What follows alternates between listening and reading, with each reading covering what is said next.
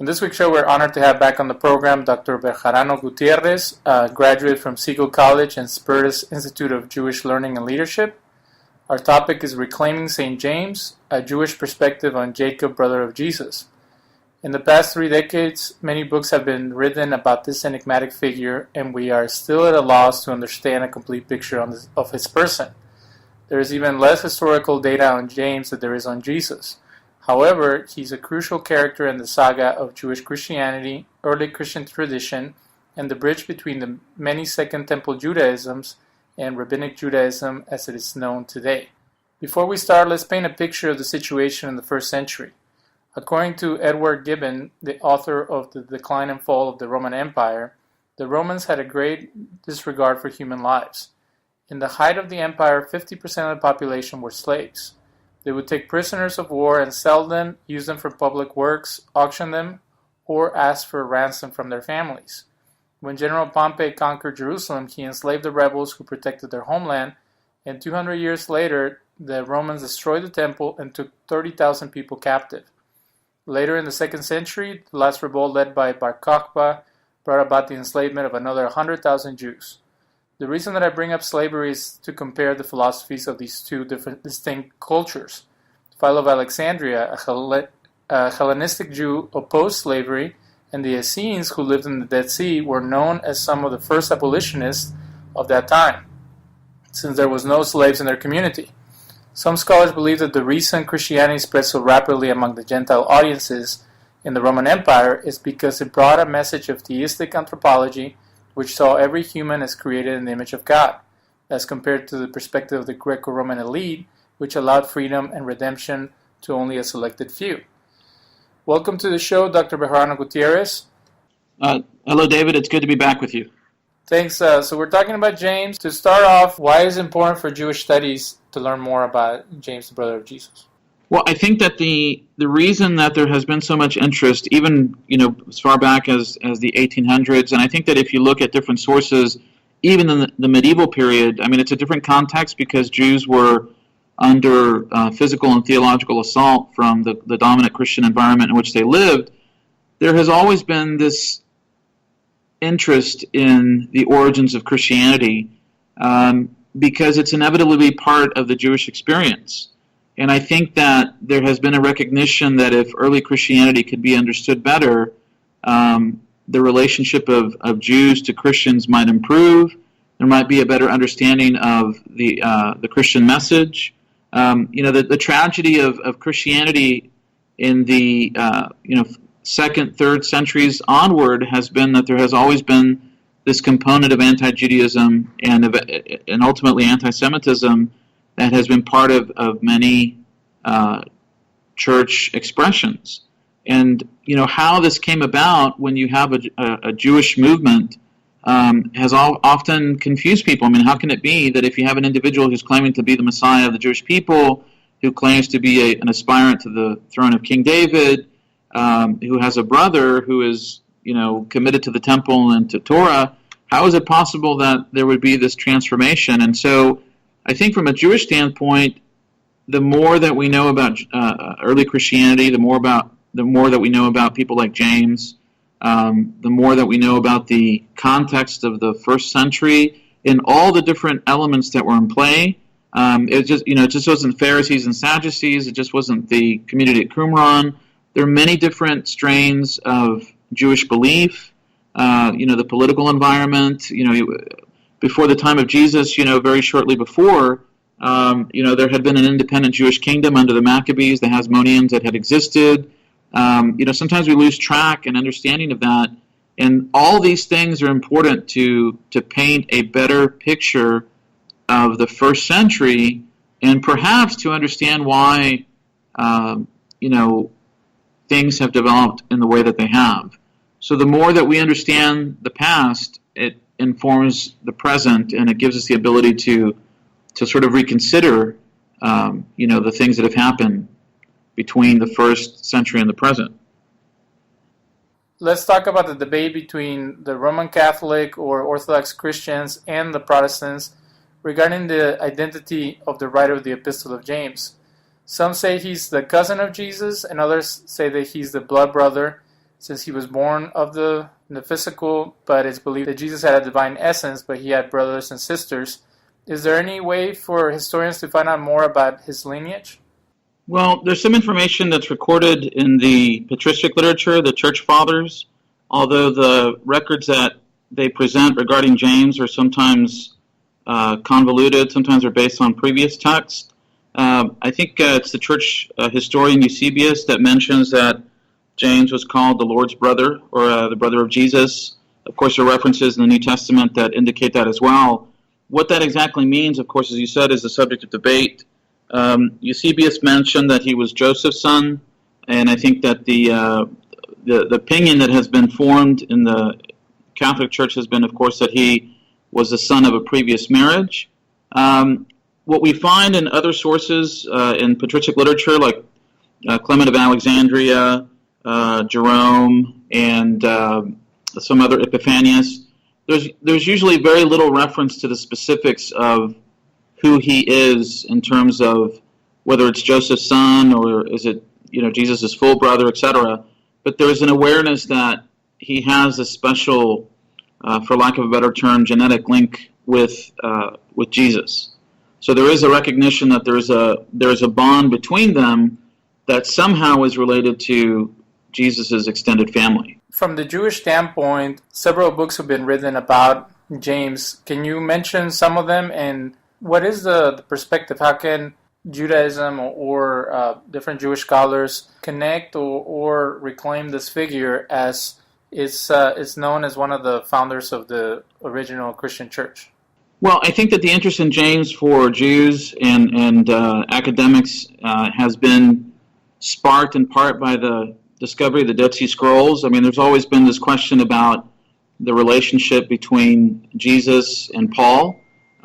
Joseph Klausner, in his book, and the early part of the 20th century, essentially painted Paul as the individual who transformed the message of Jesus into something that was very different from its Jewish origins. And I think, of course, that's the view that most people have taken over the centuries. But James has always been an enigma because most sources will recognize that, at least from what we know, it seems that he was very much dedicated and loyal to Judaism, to the Torah, to the temple. And so you even find, of course, the reference from Josephus about James. There's been quite a few books that have been written on him in the last 20 years. I'm thinking perhaps the most controversial one is Robert Eisenman's James, the Brother of Jesus. Robert Eisenman is a scholar on the Dead Sea Scrolls, and it's a very complicated book, but it really reveals in many ways this complex figure, and I think in some sense he's basing it on earlier works. There's a gentleman by the name of Hugh Schoenfeld, who is best known for the Passover plot back in the 1960s, but Hugh Schoenfeld had written about early Christianity in various volumes. He wrote a book called The History of Jewish Christianity and various other books that were in that along that theme. And he presented James as almost this kind of populist leader who was representing the poor masses against the elite, corrupt high priesthood. And what's fascinating is that these individuals, as well as there's another book, James the Just, by John Painter, I believe, came out like in 2004. I think it's actually called Just James. I apologize. And there's also a book by Herschel Shanks that came out, and also one by Bruce Chilton and Jacob Neusner. What they all ultimately do is they look at the sources that are found in the patristic literature, and those sources depict James as almost a counter priest. He is very much devoted to the Torah. He's in constant prayer. He's in the temple. And even though the traditions are difficult to follow, they imply that he had special access to the temple, to the holy place, that somehow he could enter. Now, how is that possible? It's not clear. But it almost, in some sense, reflects the ideology of the Qumran community, where they felt that the priesthood in Jerusalem was corrupt, and so they sort of were living out this counter Jewish community, or this sort of true Israel community. and so they're sort of almost waiting in exile for the temple to be restored to its proper station. And it's almost as if James is leading another aspect of that, with his own followers, the followers of Jesus, and almost in a sense the way that James Tabor mentions it as almost as a ambassador or prime minister in waiting. If Jesus is portrayed as the Messiah or the King of the Jews, then James is sort of his representative until the kingdom is established. So there's been a lot of work done on this in the last 20 years, and roots of it go back even further, like I said, to the early part of the 20th century. And everybody pretty much agrees that James was very devout and committed to the Torah, which I think is makes him so interesting and such an enigma. But let's talk about sources. What makes people think that he was religiously observant from a Jewish standpoint? I know there's a passage in Josephus that talks about how he was being defended by other Jewish factions when he was being persecuted by the Sadducees. Is that where they get the idea that he was keeping that tradition as compared to the common idea from Christian sources where there was no room for Jewish observance in the New Covenant Church? Well, I think it's, if I remember correctly, it's Eusebius, and then there's, I think, Epiphanius, another church historian and bishop, derives his sources, from earlier material. The title, the just, or James the righteous, they understand this to mean that it's in reference to his observance of the Torah. So I would agree that the passage in Josephus indicates that he has some kind of special standing. When you find him in the book of Acts, he basically has a discussion with Paul, and he notes that, there are rumors about Paul having violated the Torah, violated Jewish law, and that there are this mass movement in Jerusalem, which holds to the messianic claims of Jesus, and according to the words that are attributed to James, he describes them as these zealous Torah, observant Jews. And so when you put that together with the passage in Josephus, and then you look at the church fathers, they all seem to point toward an image of someone who is very devout, committed to the temple and committed to Torah, and it doesn't, at least from what we see, doesn't seem to have any kind of inconsistency with marrying his belief in Jesus as this messianic figure, and then also coupling that with his commitment to Judaism in whatever form that would have existed at that time. For those who are not familiar with Josephus, he is a Jewish general who, after being defeated by the Romans, he joined them and he became one of their historians.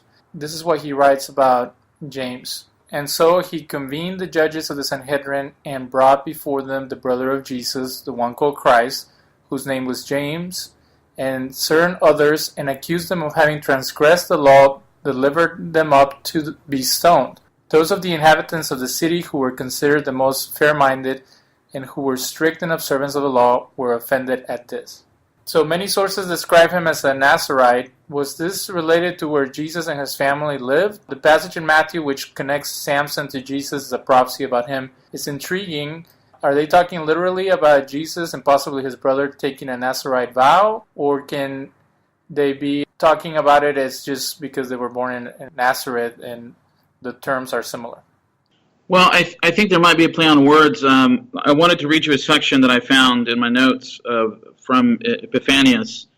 This is in the 4th century, and this addresses the issue of commitment to the Torah and also this question of the Nazarite vow. He says, "But we find that he also exercised the priesthood according to the ancient priesthood. For this reason he was permitted to enter the Holy of Holies once a year. As Scripture says, the law ordered the high priest. To James alone it was permitted to enter the Holy of Holies once a year, because he was a Nazarite and connected to the priesthood. James was a distinguished member of the priesthood. James wore the diadem, and in the notes they refer to this diadem as the nezer, or the sacerdotal plate on his head."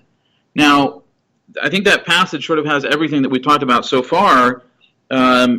he has some kind of access to the temple, which is in and of itself fascinating, if we can believe that. He's acting in accordance with the Torah, as Epiphanius refers to. He's a Nazarite, and he almost forms this counter-priesthood. And I think in some sense it's almost as if the Nazarites formed what I would refer to as an independent priesthood. And what I mean by that is if we look at the story of of the prophets, I mean, there are different cases in which they function as priests, even though they themselves are not, at least from what we know, members of the Kohanim, of the priesthood. And yet they function in this auxiliary mode or this independent mode. And so there are different cases. I mean, you could look at someone like, again, they're not specific examples, but just sort of the idea behind it, where somebody like Samuel serves effectively as priest and prophet. Of course, Elijah, serves as this dual kind of individual. In the case of the great showdown with the prophets of Baal and Asherah. So they do things that are not typical within the priesthood. They sort of function separately, but almost at an equivalent level. And I think that's the picture that's being painted here, is that you have someone who is so devout and so respected that he has this unique role, whatever that would have been, and it places him in a very different position than what most people understand Christianity to have embraced. This abandonment of the Torah, this conflict with Judaism, and this idea that Jewishness or Israelite identity was really not that important. I mean, when I read these passages, I see someone who is very much committed to the people of Israel, and it can only be understood within that context. Another enigmatic figure is John the Immerser, or as he's known in the West as John the Baptizer. Was he influenced by the Essenes? Some people think he was influenced by the Essenes, and the Essenes is a group that lived in the Dead Sea, so could the information available about him can help us learn more about the person of James, since they must have known each other as people consider Jesus to be a disciple of John, and also as we're talking about the priesthood, it says I believe in Luke, that John was a part of the priesthood, or at least a descendant of priests. So what would be the connection there? Well, I think there's several elements. According to the Gospels, John is somehow related to Jesus. I think it's in the book of Luke, where there's a claim that's made that Mary or Miriam or Maria, depending on Aramaic, Hebrew, etc., that she is related to Elizabeth, who is the wife of John's father, and so there's some kind of priestly connection there. So we have to speculate, but obviously we assume that there would have been some interaction. They would have known of each other. As far as the community of Qumran or the Essenes influencing John, I think the reason that people mention that is because of the fact that, of course, immersion, Tevilah, was something that the community at Qumran placed a great emphasis on. And I think they look at John and they say, well, he must have come up with this immersion or baptism from somewhere. But I think that the connection personally is just incidental. John does sort of fit that kind of independent, charismatic prophet. There is another connection that I find fascinating, is that the community at Qumran and John shared, the view of the verse in the book of Isaiah that says, "A voice calling in the wilderness, make ye straight the paths of the Lord." I'm paraphrasing, but it goes along those lines. And the Qumran community literally moved to the desert to create this community that they believed would be part of the bringing of the eschaton. And so John sort of does the same thing. He just does it in a little bit different area, but they have a lot of similarities. And I think that it's also important to note that the community in Qumran has a lot of concepts that we find in the New Testament. Of course, they use terminology like the way. They saw themselves as members of the way, the true way. And in the book of Acts, we find a reference to that term being used by the followers of Jesus. The Qumran community talks about the new covenant that's mentioned in Jeremiah 31. And of course, in the New Testament, it's the name itself.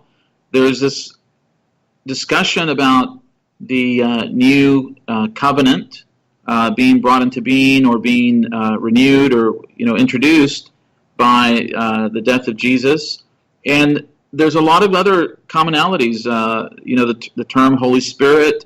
There's a lot of things that the Qumran community and early Christianity shared in common. So I think that's probably another reason why people look for a connection between John and the Essenes. But I personally don't think that's as much of an influence on him as sort of an older independent tradition that is probably based in this Nazarite tradition that very few people lived out at that time. Tell us about the Nazarite Vow, and also the connection is that the Essenes or the Yahad, they had an independent priesthood, and they had their own, I don't know if they would perform sacrifices, but they had in a sense their whole temple complex in the desert as opposition to the Sadducees. So what does being a Nazarite entail, and is there any evidence that Jesus or James were living out that vow in the New Testament or in other sources? Well, in the New Testament, I don't think there's any reference to Jesus or James having been Nazarites. The Nazarite vow is described in the book of Bamidbar, book of Numbers. It's chapter 6, and the word Nazar, the word Nazir is usually translated as consecrated. They're separated. And there were basically three components to this vow. They were forbidden from eating or drinking anything that was derived from, from grapes. Wine, vinegar, even raisins, any kind of intoxicating liquor was prohibited. They were not allowed to cut their hair for the duration of their vow. And then the last concern was ritual purity, which of course connects it back to this idea that the Torah is extremely important because they're not allowed to come into contact with the corpses or even the graves of family members. And here I think we have maybe a connection to this idea of the priesthood, because the priests were also prohibited from coming across graves, and there were various restrictions on who they could actually come in contact with when someone died. At the end of the vow, there was a procedure where the individual would go to the mikveh, to an immersion pool, and they would make various offerings, a burnt offering, a sin offering, and a peace offering. And the reason for that is very complex. In rabbinic literature, there's a discussion about why these offerings would be made. You have an individual who's living sort of an aesthetic, very holy life, and then if they end that, they have to present these offerings. And there's actually a reference in the book of Acts to the followers of Jesus participating in this process. So right there, we know that there were other individuals that were taking Nazarite vows that were part of the Jesus movement, and then we also know there explicitly from the text that they're presenting offerings. They're offering korbanot, their sacrifices in the temple.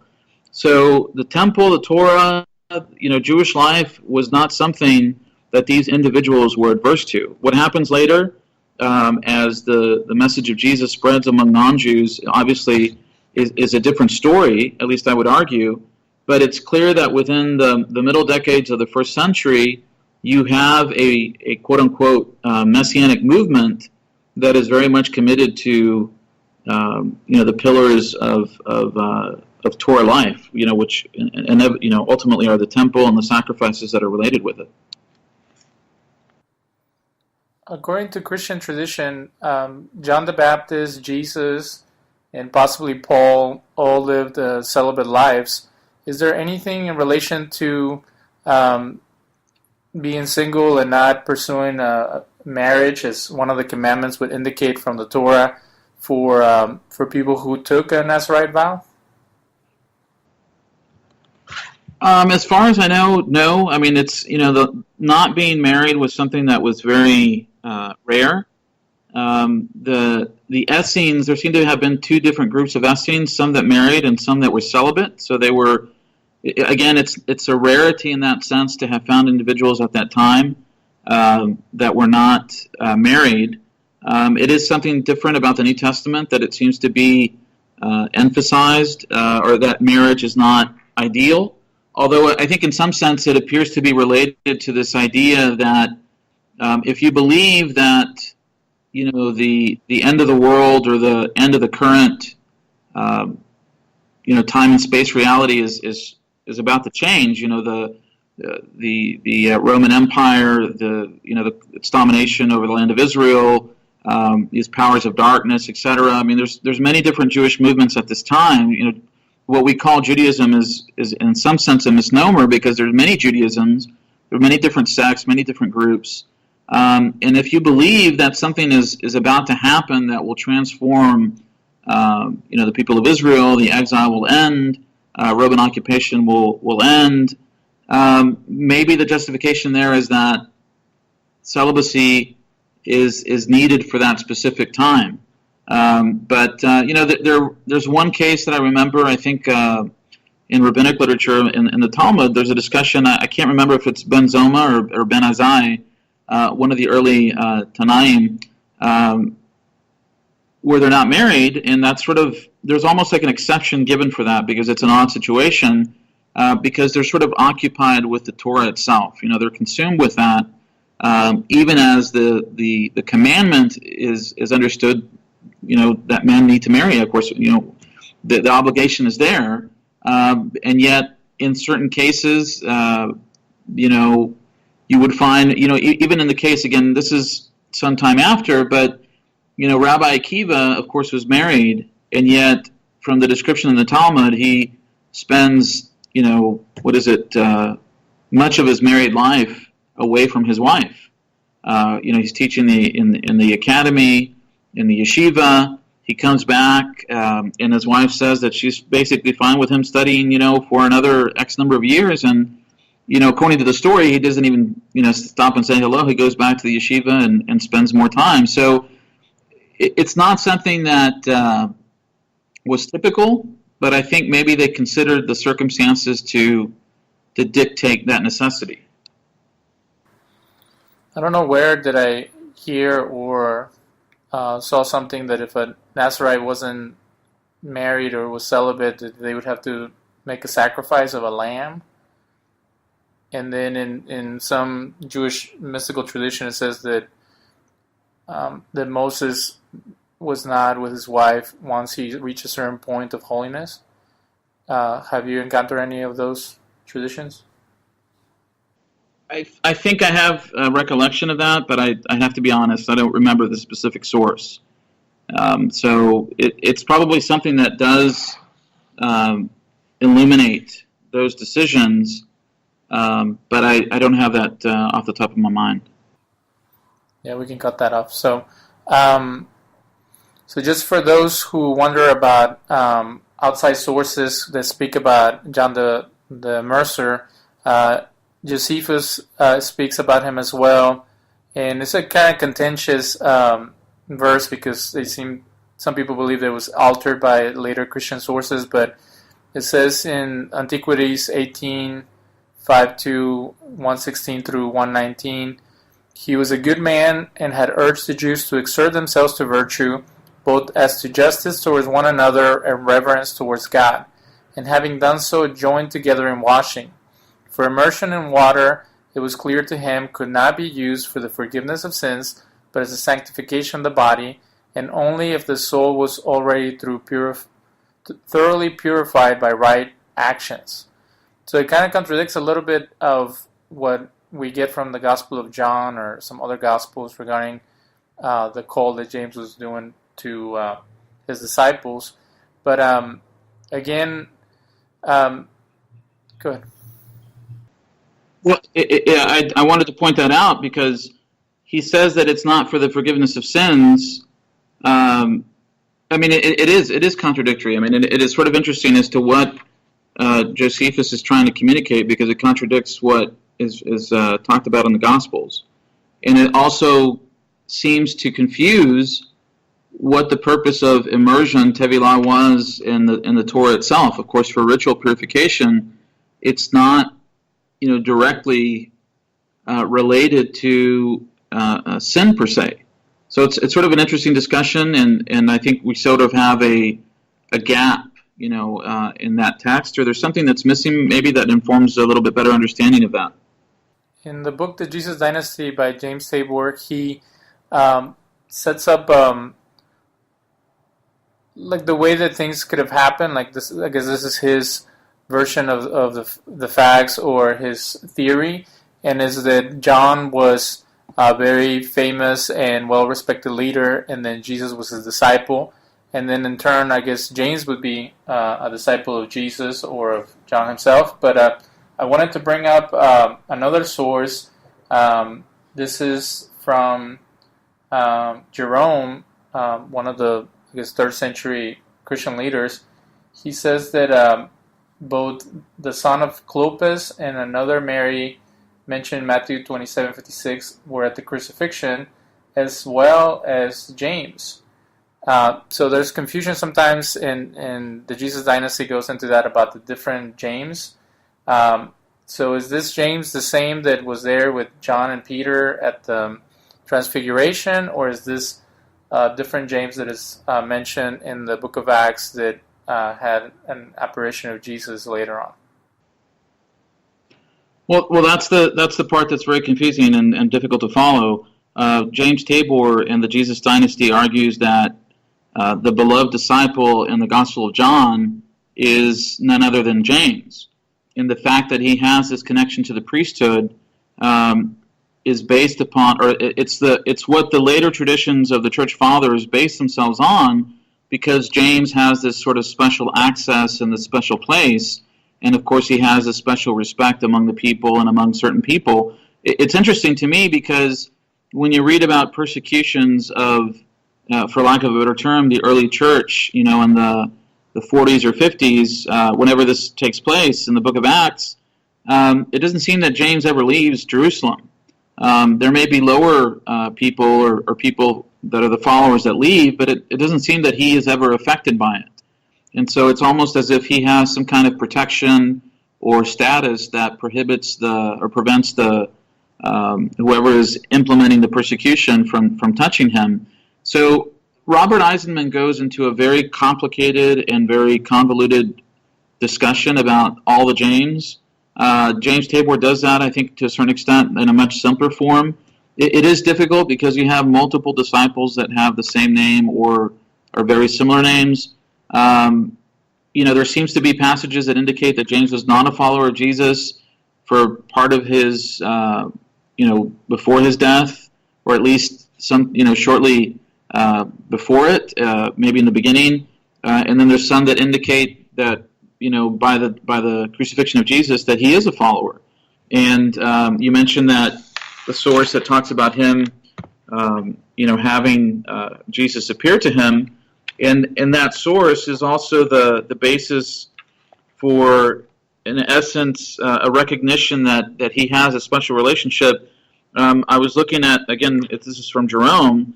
He says that James had made a vow that he would not eat until that he would not eat bread from the hour that he had drunk the cup of the Lord until he should see him, a reference to Jesus, risen from among them that sleep. And then it says that shortly after the Lord said, "Bring a table and bread," and immediately it is added, "He took the bread and blessed it and brake it and gave it to James the just." So we have that description of the title. "And said to him, My brother, eat thy bread, for the Son of Man is risen from them that sleep." So he has a special standing because, he has Jesus reveals himself to him. So obviously it's something that's unique. And then if I remember correctly, in one of the epistles, Paul makes reference to James, that Jesus appeared to James.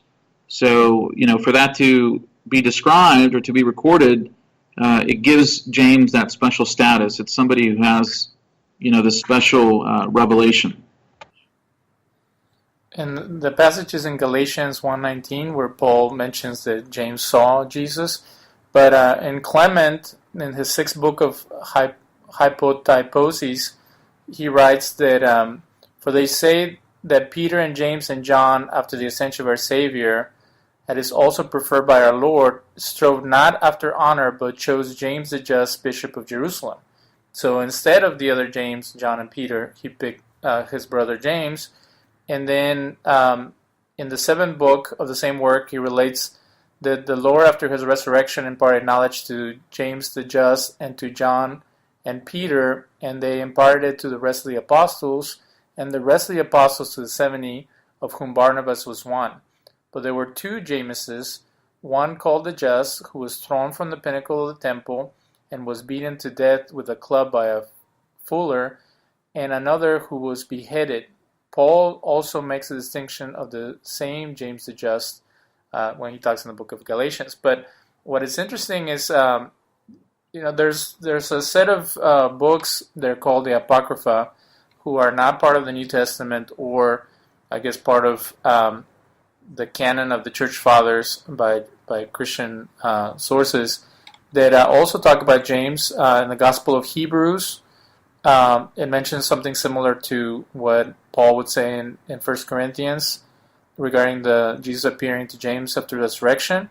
And then in the Gospel of Thomas, one of the so-called Gnostic Gospels, it says that says the following: "We are aware that you will depart from us. Who will be our leader?" These are the apostles talking to Jesus. Jesus said to them, "No matter where you come from, it is to James the Just that you shall go, for whose sake heaven and earth have come to exist." And it's that's pretty amazing. I think that's one of the most pro-Jewish or most traditional of the verses from the Gospels, the Gnostic Gospels, because they're often disconnected to history or not entrenched within a Jewish mindset. They're usually more ethereal and to a lot of scholars they seem more Hellenistic in nature. And here they're saying that James, who, again, if we were to define the word just as righteous or Torah observant, now has become the pinnacle of the message of Jesus, in a similar way where he would say that about John the Baptist or Peter in some of the other Gospels. Well, I think that passage is interesting because it sort of confirms this view of the unique status of James. So we have like these snippets in the New Testament. We have the New Testament Apocrypha. We have the Gnostic Gospels, as you mentioned. We have Josephus, and they all sort of contribute to this idea that James is the leader. I mean, he's the guy that makes the decisions in Jerusalem for this Jesus movement, and his authority is unquestioned. I mean, when you look at all the sources from the Church Fathers, they all seem to agree that he has like this, he's the head of this group, and whatever else comes from that, these independent traditions seem to verify that he has like this special status. And I think that there's I can't think of the verse right now, but there's a scripture in the Tanakh that says that the righteous are the foundation of the earth. I might be paraphrasing, but I know that that's something that has been sometimes connected to James. This idea that the righteous observance of the Torah is critical, and it's actually reflective of this early Jesus movement. Again, what happens in the coming decades, especially as we near the destruction of the temple, what happens, in the second century, that's a different phase of the development of Christianity. But in the 20, 30 years from the third decade of the first century until right before the destruction of the temple, you have a very Jewish movement, and it doesn't seem, it might be a competing movement, but it's one of many different movements that are in play. And at this stage, it's not a question of are they Jewish or not. It's they have a different vision as far as messianic expectations, but they're part of this these various groups that are contending for their vision of what the Torah and Israel should be. So, for our audience, Torah are the first 5 books of the Bible, and when we're talking about literature, but it could also be the tradition of Judaism, and then the Tanakh is the Hebrew scriptures or the Jewish scriptures, as some people might know them. So then we get to the point of a contrast between James and the Apostle Paul, and there's been multiple books that have been written. A lot of them, in a sense, attack Paul as someone who turned the religion into something else, or at least the movement. You have books such as Jesus and Paul by James Tabor, where it's pretty much a conspiracy between James and Paul, and how Paul, in a sense, he's attacking the leadership of James and other apostles for his different vision. And then I lost my thought. There's another book where instead of them competing, they're actually working in unison. I'm trying to remember which one it was. I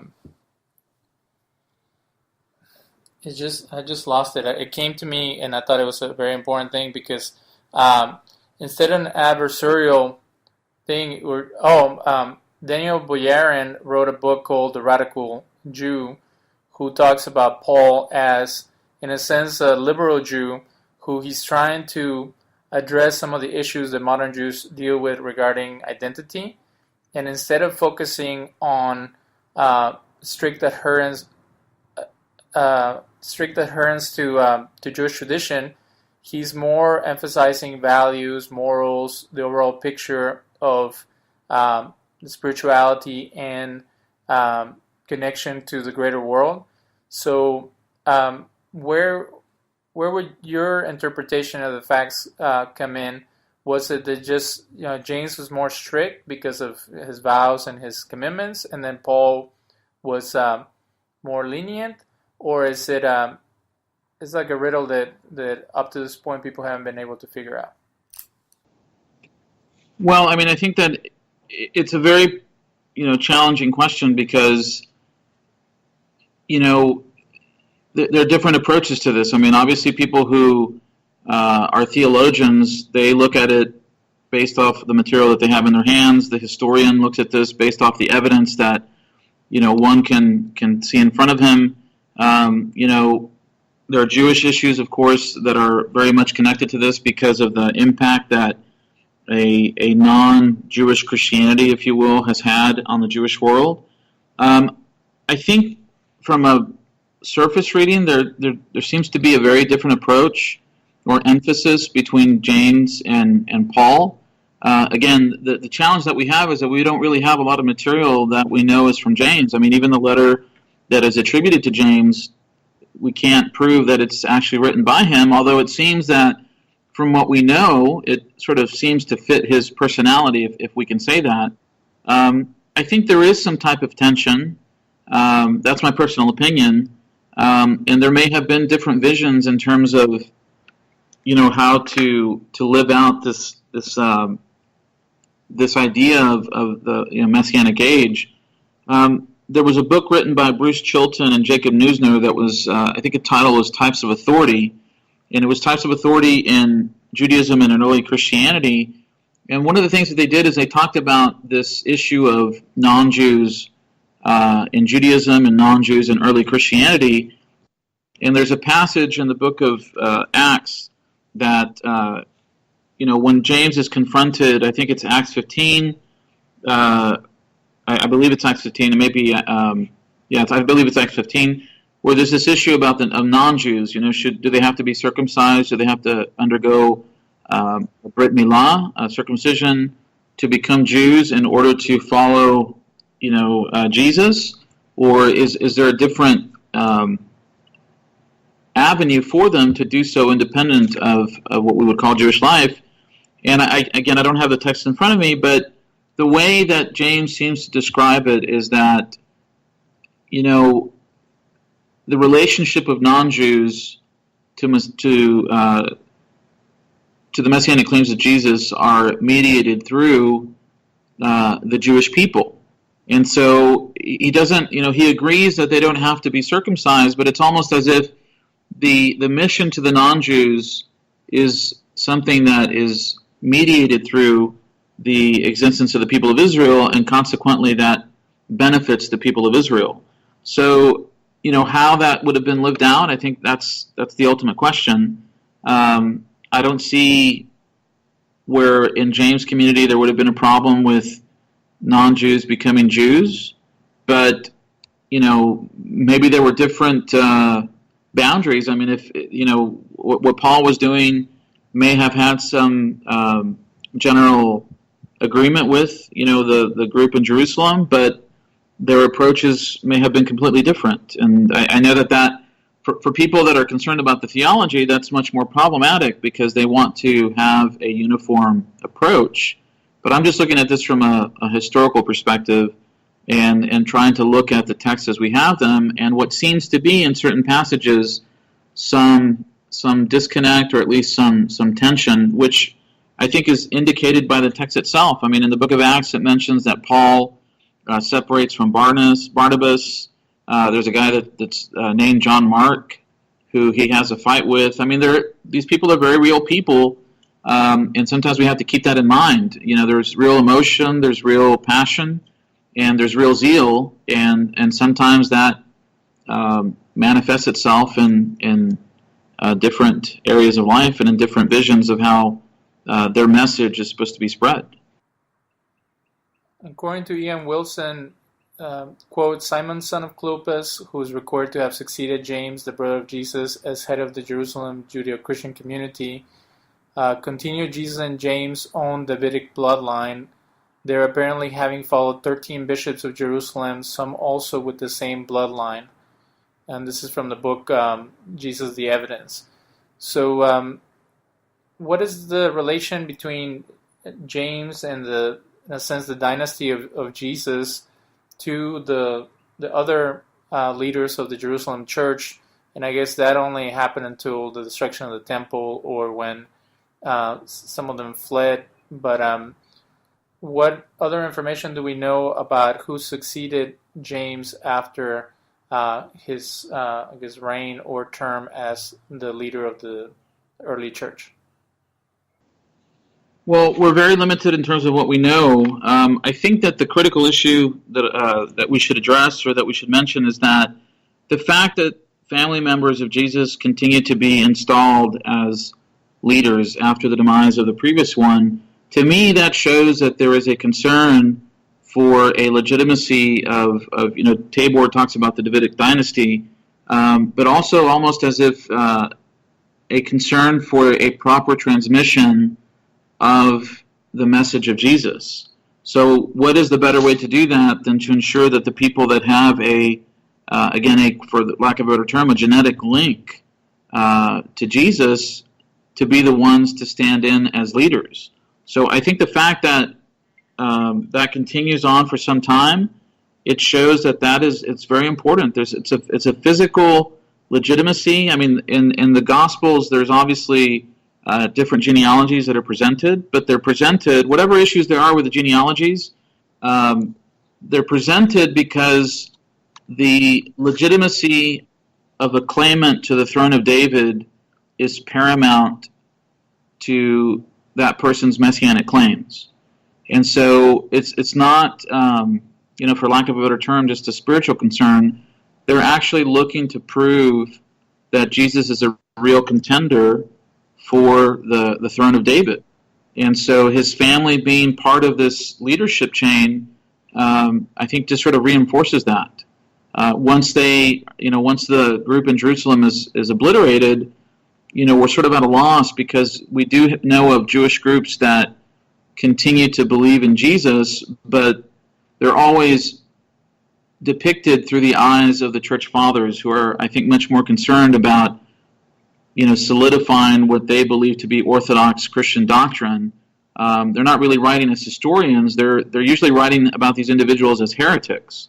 So, the information that we have about these groups, the Ebionites and the Nazarenes, etc., it's always through a lens that views them as illegitimate.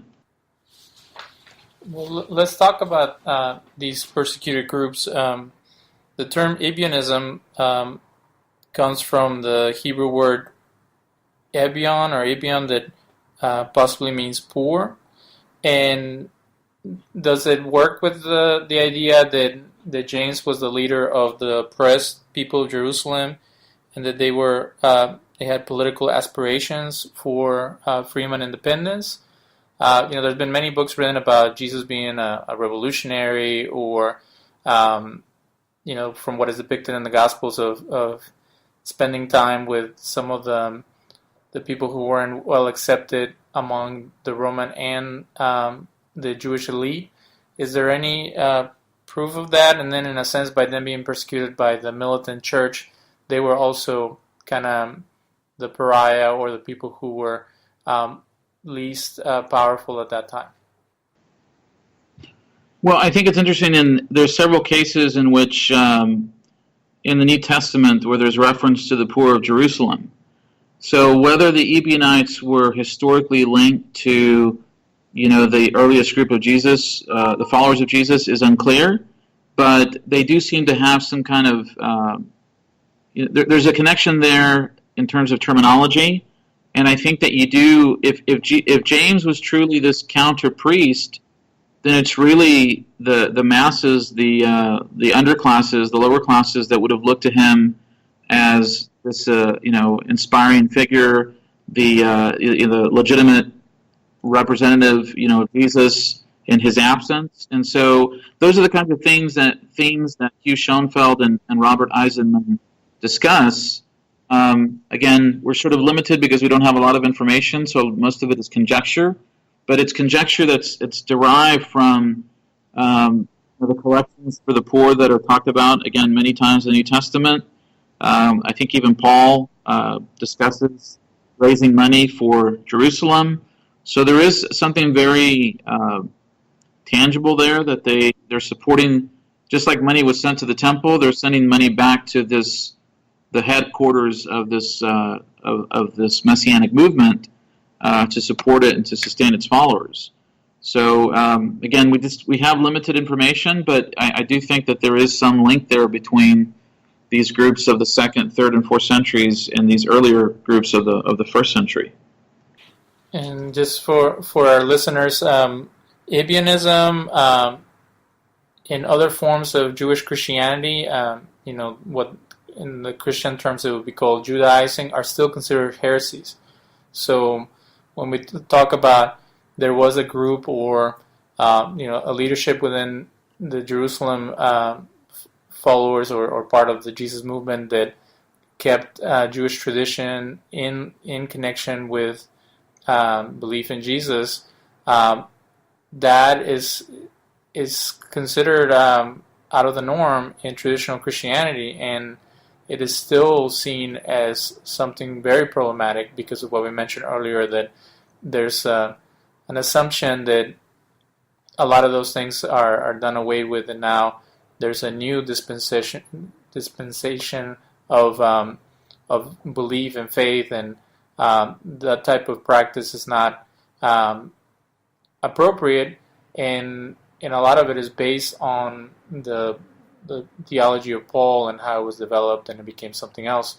So the last segment on our show, we're going to look into the controversy that happened a few years back. In 2002, there was found in the Israeli Antiquities market an ossuary, a ritual burial box, which had an inscription regarding James. Dr. Bejarano Gutierrez, can you tell us a little bit about what happened, and so far, do people still believe that it is possibly connected to James, the brother of Jesus, or has that been refuted so far? Well, the individual that you mentioned is Oded Golan, and as far as I understand, he probably has the largest collection of antiquities from the land of Israel, and I think into maybe areas of Jordan, the private collection, in the world, not that area. And he has found various pieces that have brought about a lot of controversy. He was actually arrested and taken to court over the validity of the ossuary, and the ossuary became the basis for a lot of this renewed interest in the James, the brother of Jesus.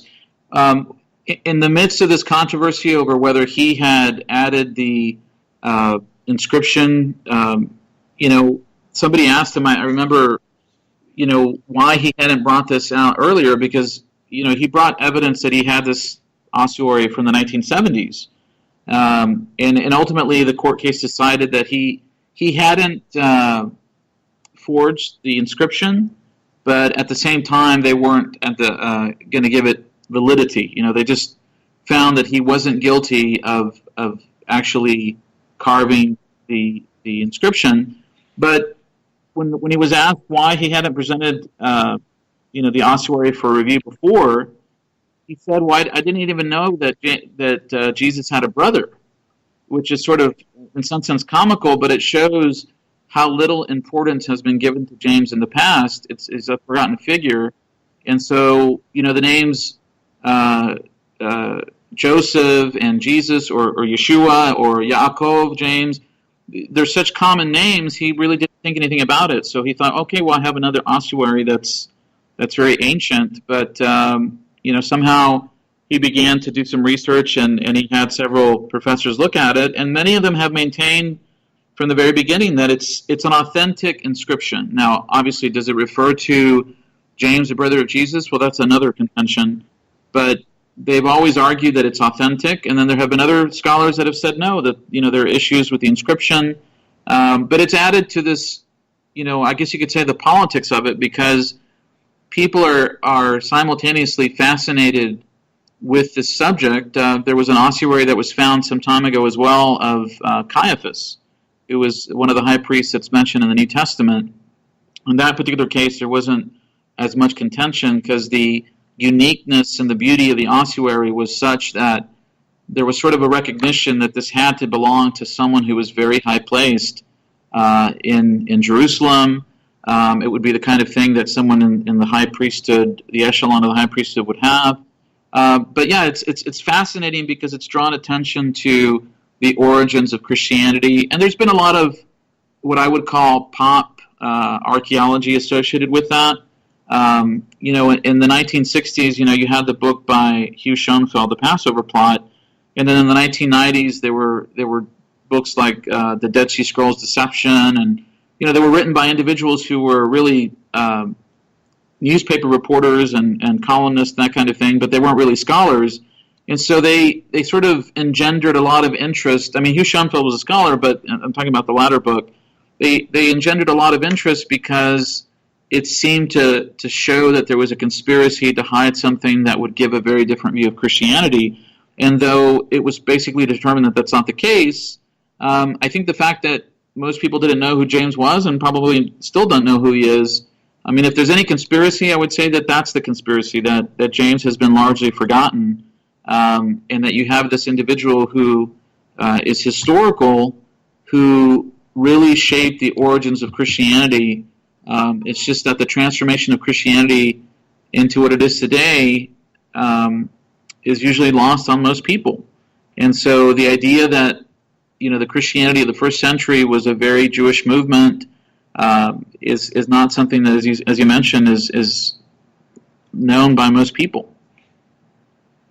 In future shows, we will discuss more the situation or how things were in the Second Temple period, and we will delve in your master's thesis of what is Jewish identity. We've been throwing the term Jewish around, but lately scholars have tried to make like a more informed description of Israelite religion of that time, since that term can be seen as an anachronism because Rabbinic Judaism didn't come until later. But again, the identity of the individuals that lived in Judea and the religion that they practice has a connection to modern day or classical Judaism. So we want to delve more into, as we're calling James Jewish, or a Jewish Christian movement, or the followers of Jesus who were Jewish, what did that mean at that time? And we will be discussing other apostles or members of the the Jerusalem Church that are important to the historical investigation of this early Christian movement, and what can we gather from historical, archaeological, and literary sources. We would like to thank you for your time, and we would appreciate to keep this dialogue going, and we would like to hear back from our audience. If you're interested in this topic, please email us at Mystic-Skeptic, one word, @gmail.com. Thank you again, Dr. Bejarano Gutierrez, for being on the show. We appreciate your time. Thank you. Thank you. Thank you. Thank you. Thank you. Thank you. Thank you.